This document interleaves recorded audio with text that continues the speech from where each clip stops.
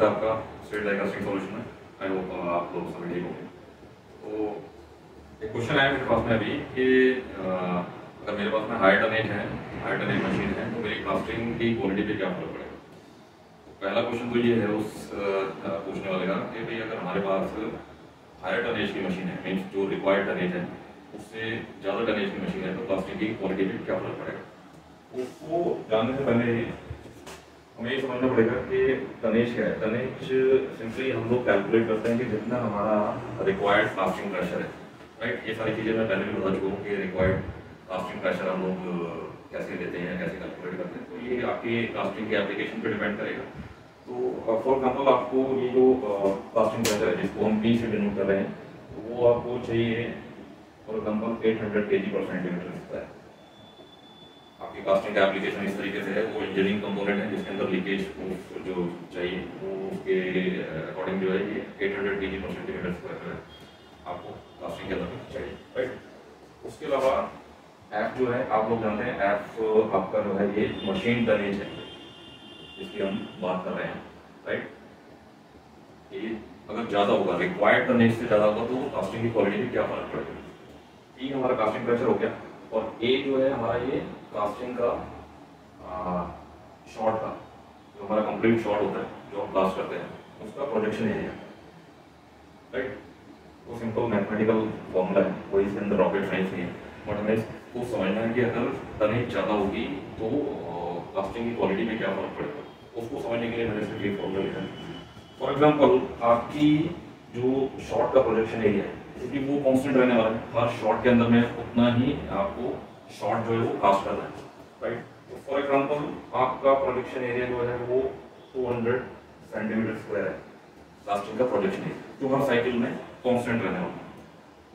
Patiently समझेंगे तो आपको समझ अच्छे से आएगा। तो इसको मैं थोड़ा बैकग्राउंड से चालू कर रहा हूँ, नहीं तो बताने को तो मैं धीरे डायरेक्ट भी बता सकता था इसको कि क्या क्या फर्क आने चाहिए, बट आप अगर बैकग्राउंड में समझेंगे तो आपको उसका ड्राइव कहाँ से हो रहा है वो चीज़ें वो समझने में आसानी होगी, राइट।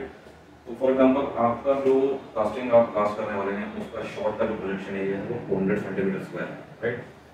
और जैसा मैंने बताया कि कास्टिंग की क्वालिटी के हिसाब से कास्टिंग के एप्लीकेशन के हिसाब से उसका जो कास्टिंग प्रेशर है वो 800 kg/cm² चाहिए, वो रिक्वायर्ड। तो इसके हिसाब से अगर हम लोग कैलकुलेट करेंगे इसको तो ये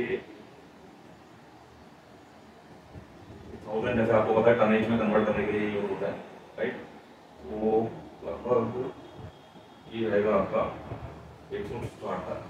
तो आपका रिक्वायर्ड जो टनेज है वो 160 टन है। अब आप कह रहे हैं कि 160 टन की मशीन नहीं हमारे पास में, इससे ज़्यादा की मशीन है, 180 की है या 200 की है, ओके, ठीक है। तो फॉर एग्जांपल आपके पास में 350 टन की मशीन है, तो इस केस में क्या फर्क पड़ेगा। इस केस में क्या होगा कि अगर आप इसको 350 को यहाँ रख दें और जो P है वो आपका कांस्टेंट नहीं है, आपका कांस्टेंट क्या है ये 200, क्योंकि शॉट तो आपका वही रहने वाला है जो आप 160 टन पे कास्ट करने वाले थे, वही शॉट आपको वही कास्टिंग आपको इस 350 पे कास्ट करनी है। अब होगा क्या इसके अंदर में कि आपका जो ये P है ये इंक्रीज होगा, ये P जो है वो इंक्रीज होगा इसके अंदर में। तो यहाँ से अगर आप P निकालेंगे तो ये 350 डिवाइडेड बाई 200 हो जाएगा, राइट। तो ये जो हमारा 800 था इससे ज़्यादा ही आएगा यहाँ पे, आप कैलकुलेट करके देख लेना इसको। तो कहने का मतलब ये है कि कास्टिंग प्रेशर जब इंक्रीज होगा, ठीक है, पहले आप इसको समझ लें कि कास्टिंग प्रेशर इंक्रीज होगा, इट मीन्स क्या होगा, कास्टिंग प्रेशर हमारे कंट्रोल होता है, जो मशीन के जो हम लोग एडजस्टमेंट करते हैं पैरामीटर की इंटेंसिफिकेशन प्रेशर से कास्टिंग प्रेशर को कंट्रोल किया जाता है, राइट। जैसे कि हमें मालूम है ना CP = IP/T/D का होल स्क्वायर। ये कास्टिंग प्रेशर ड्राइव होता है IP से, जो कि हम कंट्रोल कर सकते हैं मशीन के वॉल्व को एडजस्ट करके, राइट। तो ऐसी बात नहीं है कि हम लोग हाई टनेज में चलाएंगे तो उससे कुछ नुकसान होगा, बट सिर्फ फर्क इतना रहेगा कि हमें ध्यान देना और हमें कंट्रोल करने की जरूरत पड़ेगी उस कास्टिंग प्रेशर पर, राइट। और क्या होगा, हाई टनेज की मशीन पे जाने से आपकी जो मैक्सिमम ड्राई शॉट वेलोसिटी होती है मशीन टनेज के हिसाब से वो बढ़ेगी। जैसे जैसे हाई टनेज पे जाएंगे तो आपकी जो हाई वेलोसिटी होती है सेकंड फेज की, उसकी कैपेसिटी जो है वो इंक्रीज होती है, राइट। तो ये सारे वेरिएबल जो है वो हमारे कंट्रोल में रहते हैं, राइट।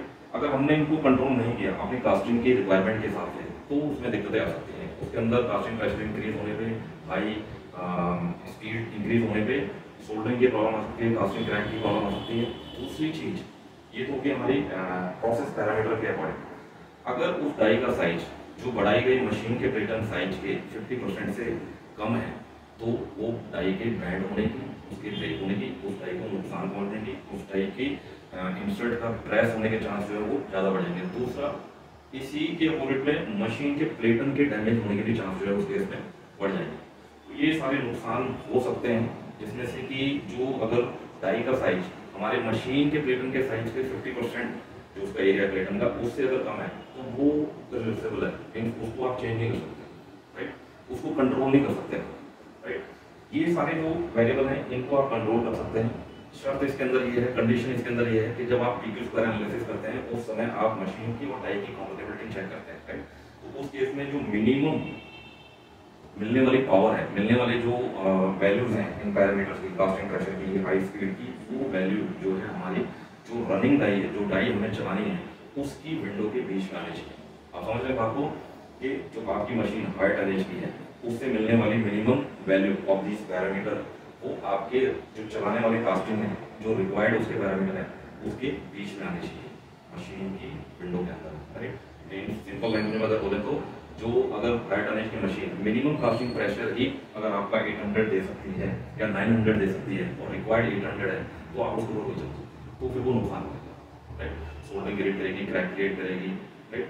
ऐसे ही हाई स्पीड के अंदर में उसको रिक्वायर्ड ही आपका इसके अंदर मिनिमम जो है वो 2.5 मीटर पर सेकेंड है और आपकी जो मशीन है वो मिनिमम ही वो 3 मीटर पर सेकेंड जनरेट कर सकती है, राइट। तो उस केस के अंदर में वो नुकसान करेगा। अदरवाइज ऐसा कोई नुकसान नहीं होता। अगर हाई टनेज की जो मेन कंसर्न है इसके अंदर में वो वही है कि प्लेटन का साइज आपका जो है वो रेंज में होना चाहिए आपकी डाई के साइज से। तो एक क्वेश्चन तो ये रहा, ठीक है। दूसरा क्वेश्चन जो उन्होंने मेरे को पूछा है वो है कि मल्टीप्लेटर, उन्होंने जो लिखा है वो मल्टीप्लेटर ऐसा कुछ है, तो मल्टीप्लायर जो है होता है इसका सही वर्ड है मल्टीप्लायर, तो उसका क्या मतलब है और उसका यूज क्या है मल्टीप्लायर। तो मल्टीप्लायर हमारे high pressure die casting machine में इंजेक्शन साइड में आपने देखा होगा इस तरीके से, मैं यहाँ पे बना के दिखाता हूँ आपको। ये हमारा मेन इंजेक्शन सिलेंडर होता है, राइट, जिससे ये हमारी पिस्टन रॉड है और इसके आगे में जो है ये प्लंजर रॉड जो है हम लोग इस पे माउंट करते हैं, राइट। ये मेन हमारा जो है पिस्टन रॉड है, ये हमारा इंजेक्शन पिस्टन है, राइट। और इसके बाद में हमारा ये मल्टीप्लायर जो है लगा होता है यहाँ पे। इसके बीच में क्या तो मशीन टनेज के हिसाब से बढ़ सकता है, तो नॉर्मली 50 to 60 mm का जो है गैप रहता है इन दोनों के बीच के अंदर। जैसे जैसे मशीन टनेज बढ़ेगी तो ये गैप बढ़ सकता है, राइट। तो ये मल्टीप्लायर है, राइट, ये मल्टीप्लायर। अब इसके अंदर में जब हमारा फर्स्ट फेज बन रहा है, मैंने ऑलरेडी इस पे वीडियो बनाया हुआ है, ग्राफिकल वीडियो बनाया है, जिसके अंदर में मैंने एक एनिमेशन के थ्रू समझाया कि इंजेक्शन सिस्टम हमारा एक्यूमुलेटर सिस्टम कैसे काम करता है, राइट। तो मैं आपको बता दूं कि ये हमारा मेन इंजेक्शन सिस्टम है, राइट, ये हमारा मल्टीप्लायर है। जब हमारा फर्स्ट स्लो स्पीड शॉट लगता है तो डायरेक्ट पंप से जो ऑयल है इसके ऊपर जो है फ्लो होता है, जिससे कि ये पिस्टन जो है मूव होता है। सेम हमारा सेकंड फेज स्पीड के अंदर भी इसी पिस्टन के ऊपर जो है वो एक्यूमुलेटर जो लगे रहते हैं मशीनों के बीच में, आपने देखा होगा इस तरीके से दो बोतल रहती हैं। तो जो एक्यूमुलेटर वाली बोतल होती है तो उससे जो कंप्रेस्ड हमारा जो ऑयल आता है वो इस पिस्टन पे जाता है सेकंड फेज में। फर्स्ट फेज में हमारा डायरेक्ट पंप से आता है। अब बात आती है मल्टीप्लायर का यूज क्या है। मल्टीप्लायर यूज होता है हमारे इंटेंसिफिकेशन फेज के अंदर, राइट। इंटेंसिफिकेशन फेज के अंदर में जो हमारा इंटेंसिफाइड एक्यूमुलेटर होता है उससे जो कंप्रेस्ड ऑयल रहता है वो इसके ऊपर फ्लो होता है, राइट। जो इतनी कहानी तो ठीक है समझ में आ रही है, ऑलरेडी मैं एक्सप्लेन भी कर चुका हूँ, बट इसका यूज क्या है, अलग से लगाने की जरूरत क्या है। इसको भी तो डायरेक्ट हम इसके ऊपर में फ्लो करा सकते थे। तो इसका यूज समझने के लिए सिंपल मैथमेटिकल चीज जो हम लोग समझते हैं कि इस पे लगने वाला जो प्रेशर है वो P1 है और इस पिस्टन का जो डायमीटर है वो D1 है और इसकी रेडियस R1 होगी, राइट। और इस पे लगने वाला फोर्स जो है वो F1 होगा, सिंपल। सेम इस मल्टीप्लायर पे लगने वाला F2 हो गया फोर्स, प्रेशर P2 हो गया, डायमीटर D2 हो गया और रेडियस जो है हमारी वो R2 हो गई, राइट। अब इनकी वैल्यूज जो है हम लोग लिख लेते हैं ताकि आप मैथमेटिकल तरीके से समझ पाएंगे इसका यूज क्या है, क्यों इसको मशीन मैन्युफैक्चर जो है वो यूज करते हैं इसके अंदर मशीन के अंदर, राइट। तो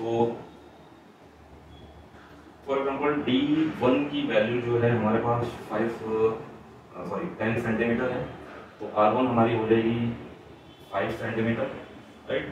और ऐसे ही हमारा P2 जो है, ये हमें पता होता है कि हमने P2 हमें इसलिए पता होता है क्योंकि हम इसको चार्ज करते हैं इंटेंसिफाई एक्यूमुलेटर, तो वो जो चार्जिंग प्रेशर है वो P2 होगा यहाँ पे, जो इस कंप्रेस्ड एक्यूमुलेटर से होकर ये ऑयल जो है इसके ऊपर में आएगा। तो वो जो चार्जिंग प्रेशर है वो हम लोग चार्ज करते हैं, तो वो 110 और 120 kg पर सेंटीमीटर होता है, तो हम 120 ले लेते हैं यहाँ पे, 120 kg पर सेंटीमीटर स्क्वायर P2, राइट। इस पे लगने वाला प्रेशर ये हमें नोन है, ओके, ठीक है। तो अभी F1 और F2 को बराबर रख के इक्विलिब्रियम करके हम देखते हैं कि क्या फर्क आएगा इस पिस्टन पे मिलने वाला जो प्रेशर है वो कितना। बताता हूँ कि मल्टीप्लायर जो है वो यूज होता है कि हमारे मेन इंजेक्शन पे लगने वाले प्रेशर को इंक्रीज करने के लिए, राइट। जो हमारे इंटेंसिफिकेशन फेज के अंदर में हम लोग यूज करते हैं as a intensification pressure, right.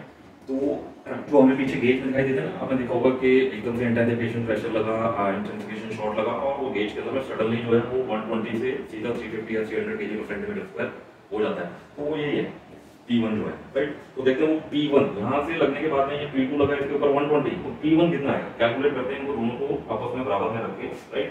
उससे पहले हम लोग कैलकुलेट कर लेते हैं इस पे जो इसका एरिया है A1 और इस पे एरिया है A2, तो A1 और A2 पहले कैलकुलेट कर लेते हैं हम लोग। A1 हमारा हो जाएगा यहाँ पे पाई आर स्क्वायर, तो A1 हो गया पाई मल्टीप्लाई बाय आर कितना है R1 5 सेंटीमीटर, तो ये 25 हो गया।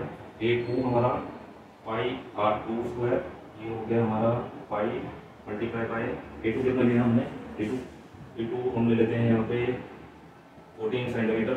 नॉर्मली मल्टीप्लायर का जो साइज होता है मशीन टनेज के हिसाब से जो है वो बढ़ता है, जैसे जैसे मशीन टनेज बढ़ेगा ये मल्टीप्लायर का साइज जो है, मल्टीप्लायर का डाटा जो डायमीटर जो है वो बढ़ेगा। तो फॉर एग्जाम्पल हम लोग ले लेते हैं 140 सेंटीमीटर, नॉर्मली ये 400 टन तक की मशीन में आपको मिल जाएगा 140 सेंटीमीटर का मल्टीप्लायर, राइट। तो इसमें हम लोग R2 जो हो जाएगी इसकी वो हो जाएगी 7, तो R स्क्वायर हो गया 49, राइट। अब इसको बराबर में रखते हैं हम लोग, तो F आपको मालूम ही है यहाँ से P इंटू A, राइट। तो F1 बराबर हो गया P1 multiply by A1, F2 बराबर हो गया P2 मल्टीप्लाई बाय A2, और जब इसको बराबर रखेंगे तो P1 मल्टीप्लाई बाय A1 बराबर equal to P2 multiply by A2। P1 की वैल्यू हमें पता नहीं है, तो P1 को एज इट इज लिख देते हैं। A1 की वैल्यू जो है हमारी वो हमने यहाँ पे निकाली है, कितना 5 मल्टीप्लाई बाय 25। P2 की वैल्यू जो है हमें मालूम है 120 मल्टीप्लाई बाय A2 की वैल्यू हमने निकाली है 5 इंटू 49, राइट। तो यहाँ पे P1 की अगर वैल्यू निकालेंगे हम लोग तो ये हो जाएगा हमारा, यहाँ लिख देता हूँ मैं, P1 हो जाएगा हमारा 120 multiply by 5 multiply by 49 divided by हमारा 5 इंटू 25, 5 से 5 कट गया, राइट। तो ये समथिंग आप कैलकुलेट कर लेना, शायद मैंने कैलकुलेट भी किया है, वो कितना है ये